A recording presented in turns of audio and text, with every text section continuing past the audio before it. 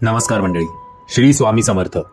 मंडळी, स्वामी समर्थांबद्दल लोकांना अनेक अनुभव येतात. स्वामींच्या भक्तांची संख्या तर दिवसेंदिवस वाढतच आहे. काही जणांना स्वामींची प्रचिती देखील होते. स्वामी प्रत्यक्षपणे किंवा अप्रत्यक्षपणे लोकांची, त्यांच्या भक्तांची मदत करतात, त्यांना त्या संकटातून बाहेर काढतात. आपल्या या चॅनलमध्ये असेच काही अनुभव आपण तुमच्याशी शेअर करत असतो. आजचा अनुभव आहे विशालचा. विशाल मुंबईतल्या रुईया कॉलेजमध्ये BSc कॉम्प्युटर सायन्स करत होता. तो सेकंड इयरला होता. आता ही संपूर्ण गोष्ट मी तुमच्याशी विशाल म्हणूनच बोलणार आहे. नमस्कार मंडळी, माझं नाव विशाल. मी रुईया कॉलेजमध्ये शिकत होतो. ज्या आठवड्यात ही गोष्ट घडली तो लॉंग वीकेंड होता. शनिवारी आमचं कॉलेज संपल्यानंतर आम्ही पुन्हा घरी जात असताना आमच्या मित्रांच्या डोक्यात एक कल्पना आली की अरे, मंगळवारपर्यंत तशी सुट्टी आहे, त्यामुळे आपण कुठे बाहेर जायचं का. माझं रत्नागिरीत एक घर होतं. मी म्हटलं चला रत्नागिरीला जाऊया. माझ्या बाकीच्या मित्रांना, म्हणजे माझ्याबरोबर अजून 3 मित्र होती, त्यांना ही कल्पना आवडली. पण आता एवढ्या एंड मोमेंटला रत्नागिरीला जायचं कसं. तर मी त्यांना म्हटलं मी माझ्या बाबांना विचारतो. बाबांनी होकार दिला तर आता आपण बॅग पॅक करूया आणि गाडी घेऊन रत्नागिरीच्या दिशेने रवाना होऊया. प्रत्येक जण आपापल्या घरी गेलं. कधी नव्हे ते कुठल्याही प्रकारची कटकट न करता प्रत्येकाच्या पालकांनी त्यांना रत्नागिरीला जाण्यासाठी परवानगी दिली. मी स्वतःच्या बाबांना विचारलं तर बाबा सुद्धा बोलले कसे जाणार आहात. मी बोललो त्याचसाठी तुम्हाला विचारतोय, मला आपली गाडी मिळेल का. तर बाबा बोलले हो हो, घेऊन जा की, एन्जॉय करा, मस्त एन्जॉय करा, जा जा, लवकर बॅग पॅक करा, जास्त उशीर करू नका, रात्रीचा प्रवास चांगला नाही. तसं पण मुंबई ते रत्नागिरी 8-10 तास लागतातच. त्यात अजून तुमचं जेवण बिवणसाठी हॉल्ट व्हायचं आहे, तर जरा बघून घ्या नीट. सगळं आटपेपर्यंत आम्हाला इकडनं निघायला साधारणपणे संध्याकाळचे 6:30-7 वाजले असतील. 4-5 तासात आम्ही कोल्हापूरला पोहोचलो तेव्हा माझ्या लक्षात आलं की माझ्या गाडीचा जो इंजिनचा वॉर्निंग लाईट असतो तो पेटायला लागलाय. इंजिनचा वॉर्निंग लाईट म्हणजे तुम्हाला माहिती असेल इंजिन माल फंक्शन होण्याचं लाईट. सुदैवाने आम्हाला हायवेवरच एक गॅरेज दिसलं. त्या गॅरेजवाल्यांनी ते लाईट चेक केलं तर त्याच्या असं लक्षात आलं की गाडीच्या खाली उंदरांनी एक छोटीशी वायर कुरतडल्यामुळे हे माल फंक्शनचा सिग्नल येतोय. बट जसे मेकॅनिक आपल्याला घाबरवण्याचं काम करतात तसं त्यांनी केलंच की तुम्हाला गाडी आतापर्यंत नीट चालते ना, ऍक्सेलरेट नीट होतंय ना, गिअर बदलताना काही प्रॉब्लेम होतोय का, गाडी मध्ये मध्ये झटके देते का. मी म्हटलं यातलं काहीच होत नाही, फक्त हा लाईट येतोय आणि आणायचे गॅरेज मिळालं म्हणून मी तुम्हाला दाखवलं. तर तो बोलला बघा बाबा, गाडी तर चालू शकते बट मध्येच जर बंद पडली वाटेत, तुम्हाला आता कुठे जायचंय. मी म्हटलं रत्नागिरी. आता रत्नागिरीच्या अलीकडे कुठे बंद पडली तेव्हा पहाटेचे 2-3 वाजलेले असणार, तेव्हा तुमची नाचक्की होईल. त्यापेक्षा मी जरा गाडी 1 तासभर माझ्याकडे सोडा, मी करतो दुरुस्त. त्यांनी म्हटल्याप्रमाणे आम्हाला गाडी तिकडे थांबायला लागली. आता उशीर खूप होऊ लागला होता. साधारणपणे 11:30-12च्या सुमारास आम्हाला आमची गाडी ताब्यात मिळाली. जरा ओव्हर टाइम करण्याचे त्या मेकॅनिकनी पैसे सुद्धा घेतले की दुकान बंद करण्याची वेळ आली होती तरी पण मी तुमच्यासाठी थांबलो, जरा 500 रुपये 1000 रुपये एक्स्ट्रा द्या, असं त्याने बिनधास्त आमच्याकडे पैसे मागितले. आम्ही पण ते देऊन टाकले की जसं वेळ वाटेत आता कुठे काही प्रॉब्लेम झाला असता. अजून आपल्याला रत्नागिरीत 3-4 दिवस काढायचे आहेत, गाडीच लागणार आहे आपल्याला रत्नागिरीत सगळीकडे फिरायला, त्यामुळे जाऊ दे, 1000 रुपयावर पाणी सोडलं आणि आपण एखाद्याला दिले असं समजून घेऊ. गाडी आम्ही काढली. आता वाजले होते साधारणपणे 1. अचानक आमच्या लक्षात आलं की आम्ही जेवलोच नाहीये. आता जेवायला थांबायचं कुठे, एवढ्या रात्री कुठला ढाबा ओपन असणार. मला चांगलंच आठवतंय त्यावेळेला आम्ही घाटात होतो. घाटात एका अंधुकशा प्रकाशात आम्हाला एक ढाबा दिसत होता. आम्ही म्हटलं चला तिकडे जाऊन विचारूया की काय आहे का आता. आम्ही जेव्हा त्या ढाब्याच्या पार्किंग मध्ये गेलो तेव्हा तिथे एकही गाडी नव्हती. असा ढाबा धूळ खात पडलाय की काय असं कुठेतरी वाटत होतं. म्हणजे ढाब्यात लाईट बीट सगळे होते, टेबल खुर्च्या व्यवस्थित मांडल्या होत्या, पण त्या ढाब्यात एका वेगळ्याच प्रकारची शांतता होती. त्या आम्ही चौघं खाली उतरलो, एका टेबलवर जाऊन बसलो. टेबलवर बसल्यानंतर आम्ही जरा हाक मारून बघितली, दादा कोणी आहे का. अचानक आमच्या पाठीमागे एक माणूस कुठून आला देव जाणे, पण तो ज्या प्रकारे आमच्या एका क्षणात आमच्या समोर येऊन उभा राहिला ते बघून आम्ही सगळे जरा दचकलो. कोण तुम्ही. मी वेटर, हाक मारलीत ना. म्हटलं आम्हीच हाक मारली. आता काय आहे, खायला काय आहे का. माझी का कुणास ठाऊक जरा बोबडी वळली त्याचा एकंदरीत अवतार बघून. ज्या प्रकारे तो हे 3 शब्द आमच्याशी बोलला हे सगळं काहीतरी विचित्र वाटत होतं. मी काय खायला आहे का असं त्याला विचारल्यानंतर एका पाठीकडे त्यांनी पॉइंट केलं. त्या पाठीकडे मी बघितलं तर त्याच्यावर लिहिलं होतं फक्त कांदा भजी आणि चहा मिळेल. मी म्हटलं ठीक आहे बाबा, आता कांदा भजी तर कांदा भजी, काहीतरी पोटात गेलं तर पाहिजे. म्हणून त्याला आम्ही 4 प्लेट कांदा भजी आणि 4 कप चहा सांगितले.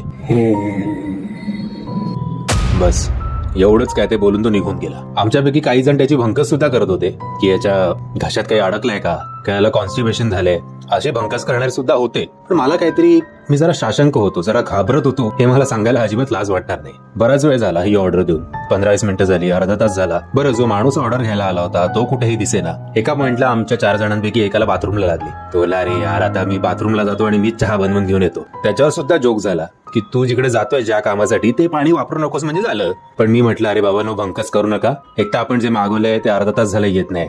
तो माणूस कुठून काय आला माहिती नाही. किचन मध्ये शुकशुकाट वाटतोय, आजूबाजूला अजून कोणी नाही. तुला बाथरूमला जातोच आहेस तर बरोबर एकाला घेऊन जा आणि जरा जाता जाता डोकाव किचन मध्ये की कोण दिसतंय का आणि सांग बाबा ऑर्डर द्या लवकर, आम्हाला जायचंय पुढे. हे 2 मित्र बाथरूमच्या दिशेने रवाना झाले. वाटेत त्यांना किचन दिसलं. किचन मधनं जेव्हा त्यांनी डोकावलं तेव्हा त्यांनी बघितलं की किचन मध्ये 3 माणसं आहेत आणि त्या 3 पैकी 2 माणसांचे फक्त धड होते. हो, बरोबर ऐकलं तुम्ही, 2 माणसांचे जिवंत धड.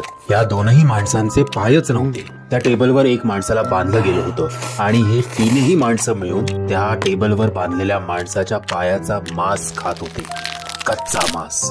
हे 3ही माणसं दिसायला एकदम विचित्र होती. ज्या माणसाने आमची ऑर्डर घेतली तो माणूस कुठेही दिसत नव्हता. नरभक्षक प्राण्यांबद्दल तर आपण सगळ्यांनीच ऐकलं होतं, पण नरभक्षक माणसं त्या दोघांना प्रत्यक्षात त्यांच्या डोळ्यासमोर दिसत होता. हे दृश्य बघून माझे हे 2ही मित्र तिकडच्या तिकडे पडले आणि घाबरत घाबरत कसे बसे स्वतःच्या पायात त्राण आणत ते माझ्याकडे धावत आले. मला म्हणाले, विशाल, अरे आपण इकडनं जायला हवं. हे जिवंत माणसं नाहीयेत विशाल, आपल्याला इकडनं जायला हवं. चल लवकर.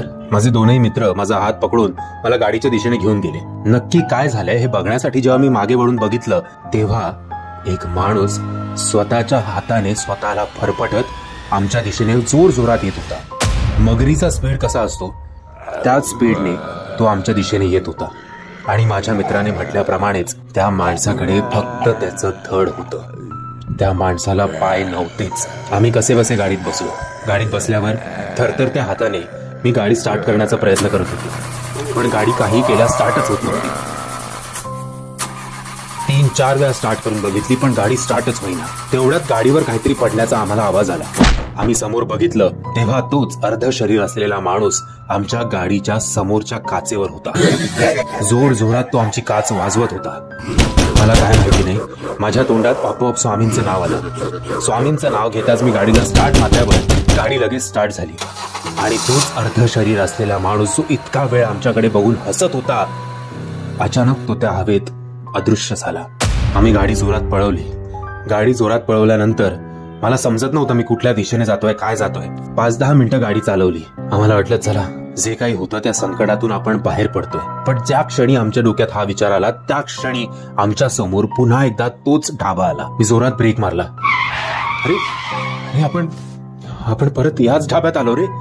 आपल्याला नक्कीच चकवा लागलाय. आजची रात्र आपली शेवटची रात्र असेल कदाचित. तेव्हा पुन्हा एकदा माझ्या बाजूच्या काचेवर मला एक आवाज आला. तोच अर्धवट शरीर असलेला माणूस या वेळेला माझ्या बाजूच्या काचेवर चिकटला होता. पुन्हा एकदा तो माझ्याकडे बघून हसत होता. मी गाडी जोरात पळवली. ज्या क्षणी मी गाडी पळवली त्या क्षणी तो गाडीवरनं पडला. गाडी साधारणपणे 100च्या स्पीडला होती. जेव्हा आम्ही चौघांनी आमच्या उजवीकडे बघितलं तेव्हा तो अर्धवट शरीर असलेला माणूस फक्त स्वतःच्या 2 हातांच्या साहाय्याने आमच्या गाडीच्या स्पीडला मॅच करत होता. म्हणजेच फक्त त्याच्या 2 हाताच्या मदतीने तो 100च्या स्पीडने धावत होता किंवा काही म्हणा. त्याचं ते हसणं, त्याचं ते आमच्याकडे बघणं, सगळं खूप भयानक होतं. या वेळेला मी सगळ्यांना सांगितलं, सगळ्यांनी या क्षणी स्वामींचं नाव घ्या. जेव्हा सगळे आम्ही एकत्र बोललो की श्री स्वामी समर्थ महाराज की जय, त्या क्षणी ते भूत आम्हाला दिसेनासं झालं. आम्ही पुन्हा एकदा स्वतःच्या मनाला समजवण्याचा प्रयत्न केला की थांबा, अजून रिलॅक्स होऊ नका. मागच्या वेळेला सुद्धा आपण असंच रिलॅक्स झालो आणि आपल्याला चकवा लागला होता. स्वामींचा जप करत राहा, आपण नक्कीच या संकटातून बाहेर पडू. गाडी 5 मिनिटं चालली, 10 मिनिटं चालली, 15-20 मिनिटं चालली. अर्ध्या तासानंतर आमच्या असं लक्षात आलं की आता आपण मेन हायवेला लागलोय. तेव्हा कुठे आपण या चकव्यातनं बाहेर पडण्याची जाणीव आम्हाला झाली आणि आमच्या लक्षात आलं की त्या दिवशी जर स्वामी नसते तर कदाचित आज आम्ही चौघही या जगात नसतो. रत्नागिरीला पोचल्या सकाळी आम्ही सगळे फ्रेश होऊन आधी रत्नागिरीच्या स्वामींच्या मठात गेलो. स्वामींचे आभार मानले. खरंच त्या दिवशी त्या संकटातून स्वामींनीच आम्हाला बाहेर काढलं. मंडळी, माझ्या या अनुभवावर मला माहिती नाही की किती जणांचा विश्वास बसेल, पण माझ्याबरोबर जे घडलं ते मी तसं तुम्हाला सांगितलं. जर तुम्हाला हा व्हिडिओ आवडला असेल तर प्लीज या व्हिडिओला लाईक, शेअर आणि चॅनलला सबस्क्राईब करायला विसरू नका. श्री स्वामी समर्थ. दिगंबरा दिगंबरा श्रीपाद वल्लभ दिगंबरा.